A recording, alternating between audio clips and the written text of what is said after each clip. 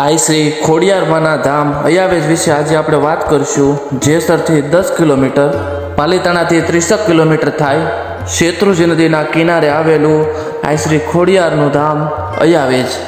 આ અયાવેજની અંદર રાવનો ગણે માતાજીનો જે ઓરડો બંધાવેલો, પઠ્ઠા પીર અને સિંધની 71ના જ્યાં બેસણા છે, તો આ સિંધની 71 અને પઠ્ઠા પીર પાકિસ્તાનથી કેવી રીતે અયાવેજની અંદર આવ્યા, તો જ્યારે આપણે અયાવેજ ધામની ઇતિહાસની આપણે વાત કરવી છે ત્યારે તેનો સંપૂર્ણ ઇતિહાસ જાણશું। આઈ શ્રી ખોડિયારમાંનું જન્મસ્થાન વલભીપુરથી નજીકમાં રોહિશાળા ગામ, તો નાના એવા નેહડાની અંદર મામડિયા ચારણની ઘેરે આઈ શ્રીનો જન્મ થયો હતો। તો લોકવાયકા આ પ્રમાણે છે કે જ્યારે બાળપણની અંદર ખોડિયારમાંના ભાઈને સર્પદંશ થયો હતો ત્યારે તેમના માટે અમીનો કૂંપો લેવા ખોડિયારમાં પાતાળ લોક ગયા હતા।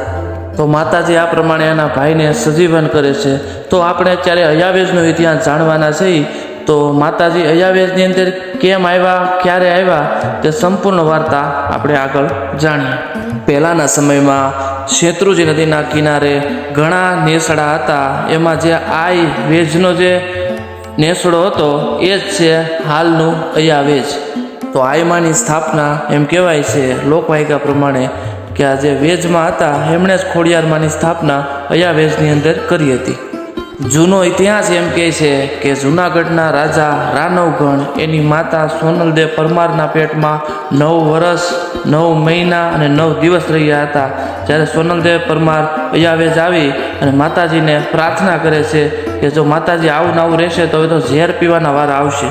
તો મંદિરની અંદરથી એવો અવાજ આવે છે કે તું ખાલી દાસીને એટલું કે મહારાણીને ત્યાં પુત્રનો જન્મ થયો છે, એટલા સમાચાર ખાલી રાજમાં મોકલાવી ગયો। તો રાણી સોનલદેવ પરમાર તો એમ કહે છે કે મારી હજી દીકરાનો જન્મ નથી થયો તો પહેલાં કેમ સમાચાર મોકલી દેવા। માતાજી કહે છે કે તું તને ખાલી કીધું છે એટલું તું પાલન કર ખાલી। તો રાણી દાસીને આદેશ આપે છે અને દાસી રાજમાં જઈને સમાચાર આપે છે કે રાણીને ત્યાં પુત્રનો જન્મ થયો છે। આખા જૂનાગઢની અંદર જ્યારે હર્ષો ઉલ્લાસથી આ પ્રસંગને મનાવવામાં આવ્યો તો જે લોકોએ મેલી વિદ્યા કરીને મહારાણીને ત્યાં પુત્રનો જન્મ ન થાય આવી જે વિદ્યા કરાવી હતી એ લોકોને થયું કે આપણે એટલું બધું મેલી વિદ્યા કરેલી છે તો રાણીને ત્યાં પુત્રનો જન્મ કેવી રીતે થયો।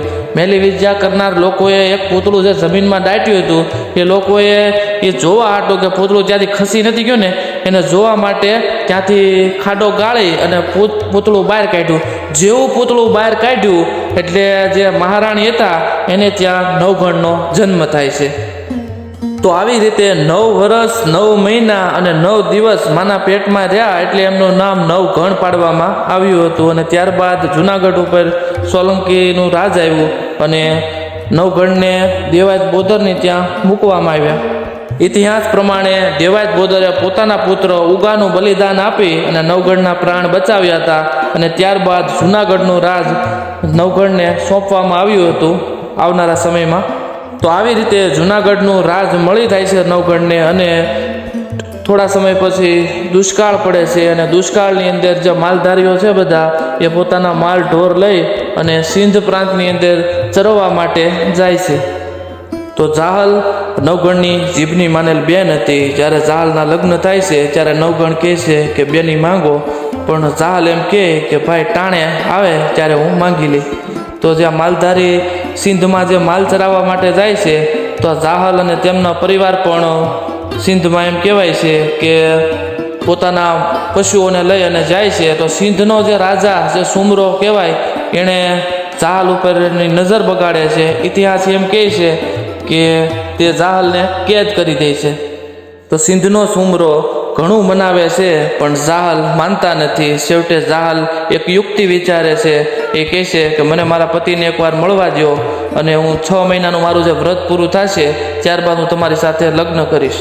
સુમરો માની જાય છે અને એના પતિને મળવાની રજા આપે છે। જ્યારે એનો પતિ મળવા આવે છે જાહલના તે જાહલ એને કહે છે કે હું એક ચિઠ્ઠી તમને આપું, તે મારા ભાઈ નવગણને જૂનાગઢ સુધી પહોંચાડજો। તો જાહલ ચિઠ્ઠી મોકલે, વાંચજે નવગણ વીર, સિંધમાં મને સુમરે રોકી હાલવા ન દે અમીર। તો ચિઠ્ઠીમાં એવું લખેલું હોય કે મારી પાસે 6 મહિનાનો સમય છે ભાઈ, તો 6 મહિનાની ઉપર જો માથે એક પણ દિવસ જાય ને તો હું મારા પ્રાણ આપી દઈશ, પણ હું ક્યારેય સુમરાની નહીં થાવ।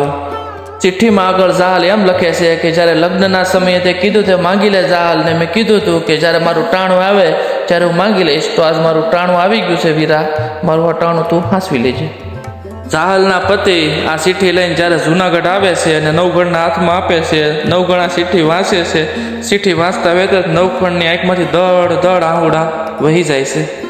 ચિઠ્ઠી વાંચતાની સાથે જ તે નવગણ પોતાના સૈન્યને આદેશ આપે છે, ફટાફટ તૈયાર થઈ જાઓ, આપણે સિંધમાં જવાનું છે. તો પોતાનું દળકટક લઈ અને નવગણ નીકળી જાય છે સિંધની વાટમાં. રસ્તામાં ઇતિહાસ ઘણા લોકો જાણતા હશે કે આ વરુડી મળે છે, નવગણના દુખણા લે છે. આ વરુડી નવગણને વિનંતી કરે છે કે મારા નેહડામાં આવો અને સાસુ પિતા જાઓ.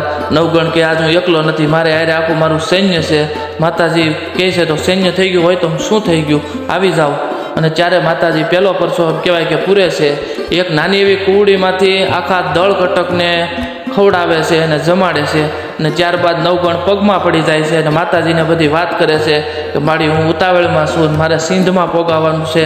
અને આ રીતનું સિંધમાં સુમરાએ મારી બેન જાહલને કેદ કરી છે. તો ફટાફટ મારે સિંધમાં જવાનું છે, માટે તમે માર્ગ બતાવો એ ભગવતી.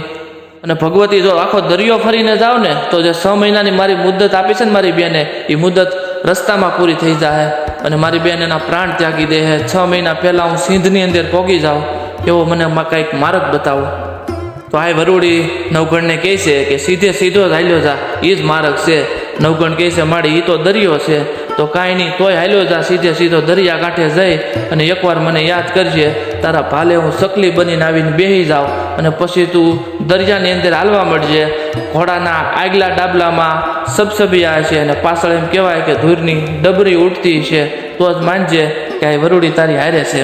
નવગણ દરિયા કિનારે જાય છે અને એમ કહેવાય કે દરિયા કિનારે જઈને આ વરુડીનું સમરણ કરે છે અને જ્યાં ભાલો લાંબો કરે છે તો માતાજી સકલી બનીને એના ભાલા ઉપર બેસી જાય છે. અને એમ કહેવાય કે નવગણ દરિયાની અંદર ઘોડા નાખી દે છે અને જેમ માતાજીનું વચન હતું એ પ્રમાણે જ તે આગલા ડાબલે સબસબિયા અને પાછળ ધૂળની દમરી ઉડે છે. જો ભગવતીની જ્યારે કૃપા થાય ને ત્યારે એમ કહેવાય દરિયામાંય તે રસ્તાઓ થઈ ગયા છે. આ ઇતિહાસ છે આપણો. અને એમ કરી અને આ દરિયો પાર કરી અને નવગણ સિંધમાં પહોંચી જાય છે. નવગણનું દળકટક જેવું સિંધમાં પગ મૂકે છે એટલે ભમરાઓનું એક આખું પાળ આવે છે અને ઘોડાના પગમાં એમ કહેવાય કે કરડવા મળે છે અને ઘોડાને એક ડગલું પણ આગળ વધવા નથી દેતું. ત્યારે નવગણ ભગવતીને ફરી યાદ કરે છે, માતાજી મારી કંઈ ભૂલ થઈ ગઈ, અહીંયા વેશ ખોડિયારમાંનું તો વચન હતું મારી મારે કે તું સુમરાને ધમરોળીને પાછો આવી જાય, તો આમ કેમ થયું છે ભગવતી?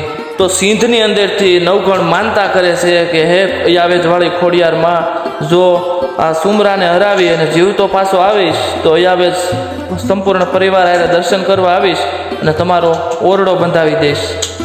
તો માનતાની સાથે જ તે ભાલે બેઠેલી ચકલીને વાસા આવે છે અને આ ચકલી બોલે છે કે નવગણ આ કોઈ ભમરા નથી, પણ આ તો પઠ્ઠા પીર છે. નવગણ પૂછે છે એ કોણ? તો એ કે એ પઠ્ઠો પીર હિન્દવા પીરનો જ બીજો અવતાર છે અને આ જે સિંધનું જે રાજ છે ને એની રક્ષા કરે છે. નવગણ પીઠા પીરને 2 હાથ જોડી અને વિનંતી અને પ્રાર્થના કરે છે કે સિંધના જે સુમરાએ નબળું કામ કર્યું છે, મારી બેનને કેદ કરી છે અને હું એને છોડાવવા માટે આવ્યો છું, માટે મને માર્ગ આપો. હું તમને મારી સાથે લઈ જાય અને મારા રાજમાં તમારું સ્થાપન કરી અને તમને મીઠા નૈવેદ્ય ધરે. તો આવી રીતે પઠ્ઠાપીરને વિનંતી કરવામાં આવે છે. તો આવી રીતે સિંધની 71 અને પઠ્ઠાપીર જ્યારે એને રસ્તો આપે છે, નવગણ સિંધમાં પ્રવેશ મેળવી લે છે અને સિંધનો જે સુમરો છે હમીર એને એના દળકટકને હરાવી દે છે અને જાહલને છોડાવી જ્યારે પરત આવે છે તો તેમની સાથે લેતા આવે છે સિંધની 71 અને પઠ્ઠાપીરને અને સીધા અયાવેજની અંદર આવે છે અને અયાવેજની અંદર એમનું સ્થાપન કરે છે. નવગણ પોતાના દળકટકને આદેશ આપે છે કે આપણે બધાએ એક એક ઈંટ લઈ અને મૂકવાની છે અને આપણી માનતા પ્રમાણે એક ઓરડો બંધાવવાનો છે. જ્યારે સંપૂર્ણ ઓરડો બંધાય છે ત્યારે એમાં એક ઈંટ ખૂટે છે, કારણ કે જે સેનાપતિ હતા નવગણના શાળા આદિત્ય પરમાર, એમણે એમ કહેવાય છે ઐતિહાસિક લોકવાયકા પ્રમાણે કે એમણે એક ઈંટ લીધી નહોતી. ત્યારબાદ તેઓ પોતાનું મસ્તક આપી અને આ ઈંટની જગ્યા પૂરી કરે છે ને આ રીતે ઓરડો બંધાય છે. અત્યારે ત્યાં એમનું સ્ટેચ્યુ મૂકવામાં આવ્યું છે, ક્યારેક અયાવેજ જાઓ તો આ તમે જોઈજો. ઓરડો બંધાઈ ગયા પછી નવગણ માતાજી સામે માનતા કરે છે કે મારી અમારી માનતા પૂરી થઈ ગઈ કે નહીં એનું પ્રમાણ આપો. ત્યારે પ્રમાણ તરીકે એવું બને છે કે જે ઓરડાની ઉપર જે સામો લીમડો છે લીમડાની એક ડાળ જે ઓરડા બાજુ નમેલી હતી એ ડાળ એમ કહેવાય કે મીઠી થઈ જાય છે, ચાખે છે બધા. આ માતાજીનું પ્રમાણ. ક્યારેક જાઓ તો આ બધી વસ્તુના દર્શન કરજો. બાકી ઇતિહાસ તમને કેવો લાગ્યો જરૂરથી કોમેન્ટમાં જણાવજો અને જય માતાજી લખવાનું ભૂલતા નહીં. જય ખોડિયારમાં. વધુ આવા ધાર્મિક વિડીયો સાથે મળશું. રજા આપો. સીતારામ. જય શ્રી કૃષ્ણ. જય માતા.